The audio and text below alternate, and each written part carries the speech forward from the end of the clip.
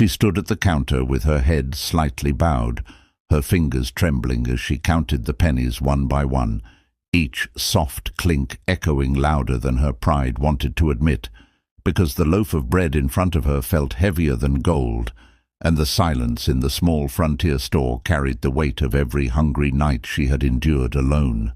The shop smelled of flour and wood, of survival and struggle, and though she tried to keep her face calm, the tightness in her chest betrayed her.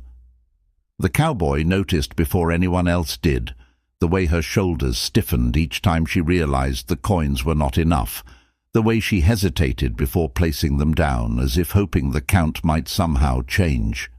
He had seen hardship before, carved into the land and into people, but something about her quiet dignity struck him deeper than gunfire or storms ever had.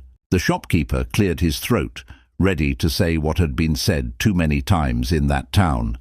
But the cowboy stepped forward, his boots heavy against the wooden floor, and asked her softly if she would allow him to add something to her purchase.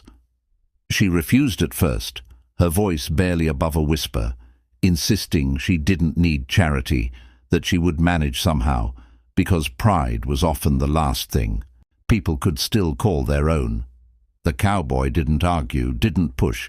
He simply smiled and told the shopkeeper to ring it all up anyway, not just the bread, but the flour, the beans, the dried corn, the jars she had been glancing at but never touched. Confusion washed over her face as the sack grew fuller, and when she tried to protest again, he leaned closer and said he wasn't buying food for her. He was paying forward a debt the land had once collected from him.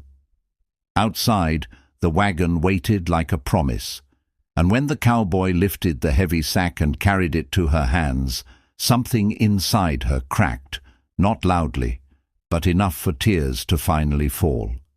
She hadn't cried when she lost her husband, nor when the nights grew colder and lonelier, but kindness had a way of breaking walls that sorrow could not.